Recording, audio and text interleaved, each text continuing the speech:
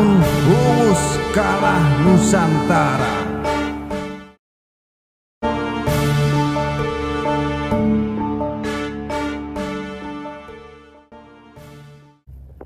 Halo teman-teman, ini saya hadirkan ke teman-teman semua. Saya punya koleksi yang terbaru. Seperti biasanya ini temuan sungai Brantas. Nah, ini bisa kita pelajari bersama-sama tentang patinasi yang ada di Bila Pusaka ini. Nah, bisa diperhatikan teman-teman, patinasi yang benar-benar otentik temuan Sungai Brantas. Cuman pusaka ini ditemukan sudah setahun lebih, cuman disimpan sama pemiliknya, sama pencari, dan baru minggu-minggu kemarin baru saya mahari untuk menjadi koleksi saya yang terbaru ini. Assalamualaikum warahmatullahi wabarakatuh. Rahayu, rahayu, rahayu untuk teman-teman semua yang menyaksikan video saya kali ini. Dalam kesempatan kali ini saya akan mereview salah satu pusaka saya, yaitu sengkelat. Cuman sengkelatnya ini berpamorkan pamor miring. Jadi waktu kondisi kotor saya tidak menduga kalau hasilnya waktu dibersihkan pamornya pamor miring. Saya berpikir hanya pamor wengkon atau pamor kayak ngulit semongko gitu ya. Ternyata begitu bersih kelihatan sekali pamor miring, yaitu pamornya itu pamor ron kenduru. Karena saya sebelum memastikan ini pamor ron kenduru ataupun pamor belarak sineret, saya juga berdiskusi sama teman-teman yang lebih senior yang istilahnya dalam dunia perkerisan katakan bini sepuh lah, dalam artian bini sepuh tentang perkerisan. Jadi memang sesuai dengan perkiraan saya, pamor ini pamoran kenduru, meskipun setiap empu mungkin ya punya teknik atau cara yang berbeda-beda untuk menghasilkan pamoran kenduru, yang pada dasarnya pamoran kenduru itu tidak monoton yang seperti itu bervariasi sesuai dengan skill dan selera empu, gimana cara mengekspresikan, menuangkan imajinasi pamoran kenduru menjadikan suatu bentuk pamor pada bila pusaka. Oke teman-teman, ini pusakanya, ini warangkanya dulu pernah saya pakai di pusaka saya, Luk 7 pusaka saya itu Megantoro ini. Cuman saya tertarik, saya pindah di sini pusakanya. Jadi memang kelihatan, menurut saya cakep sekali sih bentuk motifnya kenditnya ini. Karena pada umumnya kendit itu yang tengah ini hitam, terus yang di dasarnya ini putih. Ini kebalikannya, ini yang menjadikan saya sangat mempertahankan warangka saya ini. Oke. Ini teman-teman bisa disaksikan lebih dekat ya. Ini pamor kenditnya ini warangka lawasan. Nah ini tadi yang saya utarakan, yaitu kenditnya ini putih. Pada biasanya itu yang saya tahu sekarang itu kenditnya ya hitam, yang sini putih, tapi ini kebalikannya, ini yang paling sulit untuk mencari pamor warangka motif kendit yang seperti ini. Ini saking lawasnya warangka ini sampai retak-retak ini teman-teman. Ini retak-retak ini dari serat kayunya.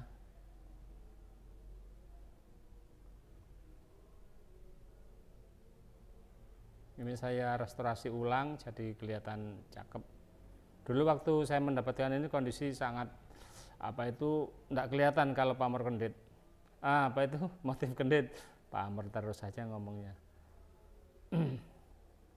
Oke teman-teman, kita ke pusakanya. Ini memakai deder semacam kayak orang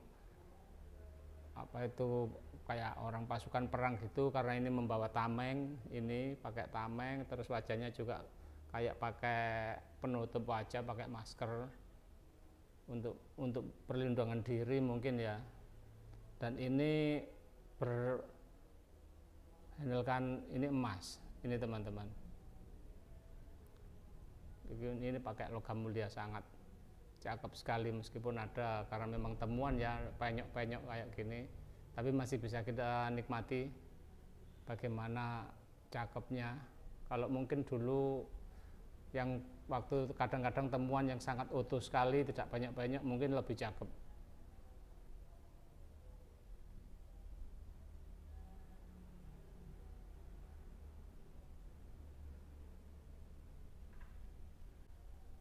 Oke teman-teman, kita buka pusakanya ya. Nah, biar nggak penasaran, langsung ke pusakanya aja. Nah, ini teman-teman pusakanya.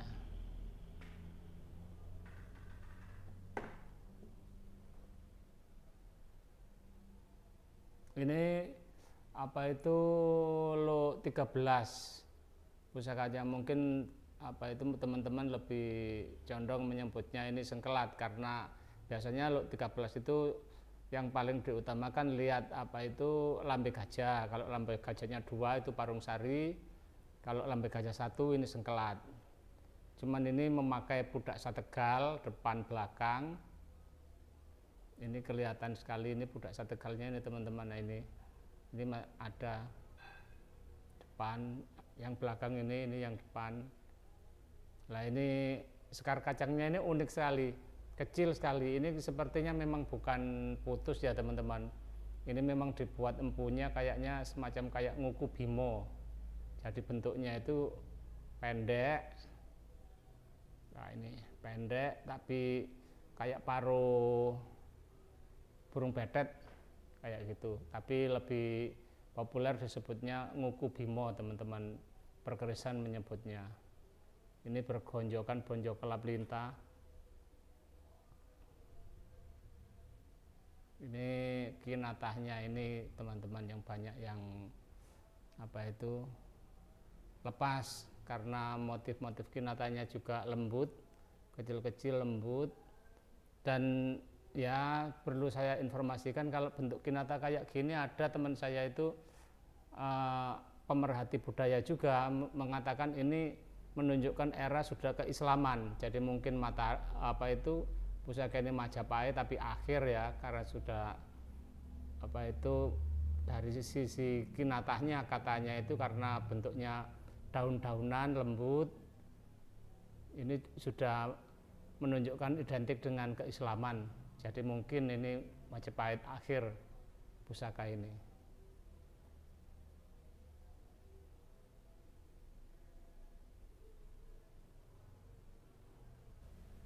Selanjutnya teman-teman, kita bahas tentang tadi yang sudah saya sampaikan di awal, yaitu pamor miring. Ini pamornya pamor ron kenduru. Seperti ini ron kenduru, empu-empu kuno membuatnya. Mungkin setiap empu, setiap era juga berpengaruh tentang hasil karya ya teman-teman. Ini di era-era Majapahit seperti ini. Mungkin dari empu lain mungkin beda lagi, tapi ini memang benar-benar pamor ron kenduru. Ini biar nggak goyang saya megangnya. Kondisi bilahnya tergolong sangat utuh dan pamornya juga masih utuh sekali. Dan cara membuat helaian pamor, cara menumpukkan istilahnya antara besi dan pamornya ini sangat tipis-tipis sekali. Jadi menghasilkan pamor yang lembut. Enggak istilahnya kalau pusaka-pusaka Majapahit itu kan pamornya ngerambut gitu ya.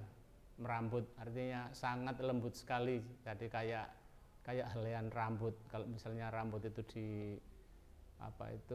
disisir, diuntai kayak gitu, jadi lembut sekali. Dan ada lagi yang mengatakan pamor yang lebih besar lagi dari ngerambut itu pamor ngawat, jadi agak besar lagi. Tapi kalau ini tergolong pamor yang ngerambut.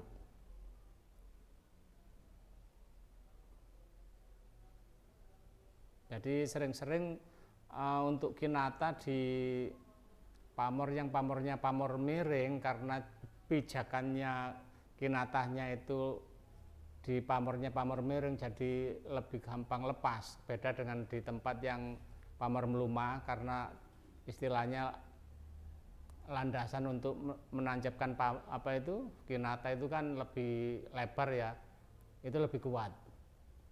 Jadi kalau pamor-pamor miring memang sering saya ketahui itu risikonya seperti ini. Dari hasil saya mengamati beberapa pusaka-pusaka temuan, meskipun nggak seluruhnya, kadang-kadang memang ada yang masih utuh. Jadi sering-sering ditemui itu kinatanya banyak yang lepas. Dan ini karena memang kecil-kecil, lembut, jadi kemungkinan lepas itu lebih besar. Apalagi kondisi memang ya sudah lama, ratusan tahun ada di dasar sungai. Jadi seperti ini hasilnya. Ini pun saya sudah sangat bersyukur karena betapa sulitnya untuk pusaka temuan yang berpamorkan miring. Dari sekian saya memahari dari teman-teman lokasi, berapa tahun itu hanya beberapa bila pusaka yang berpamorkan miring yang saya dapatkan. Ini yang bagian bawah teman-teman, konjo bagian bawah. Dan ini dedernya ini tidak bisa dilepas karena dulu waktu memasangkan itu ditancap terus dikasih getah damar, jadi semacam kayak dilem gitu ya, jadi tidak bisa lepas. Sangat sulit untuk melepas kalau memang enggak dengan sendirinya. Mungkin ada yang mulai lepas.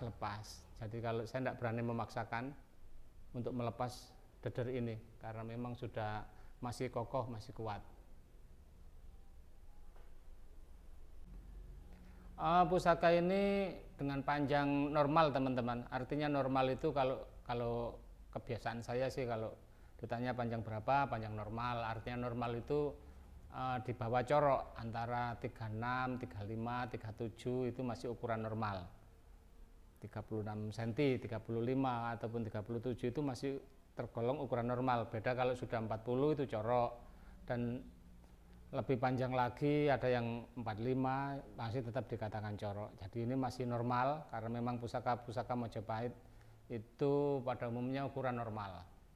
Dan bisa disaksikan teman-teman betapa gagahnya pusaka ini. Dari areal sor-soran kelihatan sekali gagah, dan istilahnya pasikutannya itu luas, terengginas, tangkas kayak gitu ya. Dan eluknya yang ini tergolong sarponglangi, agak tajam. Tikungan-tikungan ini agak tajam. Luk-luknya ini agak tajam. Kalau sarpo lumampa itu agak gembos sedikit. Ini sarponglangi, artinya kayak kayak ular kalau di air, atau sarpo lumampa kalau ular di daratan, seperti itu. Kalau sarponglangi itu ular berenang di air. Biasanya lebih tajam lagi kalau sarpo ngelangi. Ini tergolong sarpo lumampa. Sangat luas sekali cara membuat luknya, serasi, spasinya. Jadi menunjukkan kalau pusaka ini memang dikerjakan oleh empu yang sudah kelas mapan ya.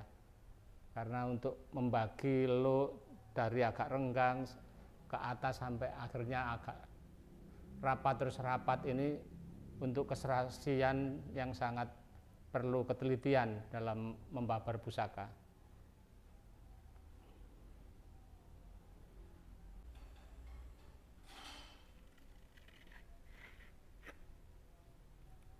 Demikianlah teman-teman review kita kali ini, saya akhiri sekian dulu.